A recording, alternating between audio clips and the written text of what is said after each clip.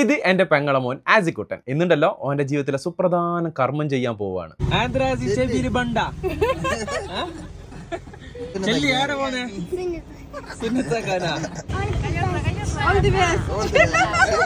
മാംഗ്ലൂരിലെ ഒരു ക്ലിനിക്കിലാണ് യോനെ ഈ സുന്നത്ത് കർമ്മം ചെയ്യാൻ കൊണ്ടുപോയത്. അപ്പൊ ആടുന്ന് വരുമ്പോഴത്തേക്ക് ഏകദേശം രാത്രി ആയിന്. അങ്ങനെ ഓന് പരിക്കെത്തിയതിനു ശേഷം ഉണ്ടല്ലോ ഞാനും ഷെയ്മാവും നേരെ പെങ്ങളെ പരിക്ക് പോയി ഓനെ നോക്കാന്. ലെസിൻ ഉണ്ടല്ലോ എന്റെ ഉപ്പാനെ കണ്ടുണ്ടല്ലോ പിന്നെ ആരെയും പാണ്ടോ എനിക്ക്.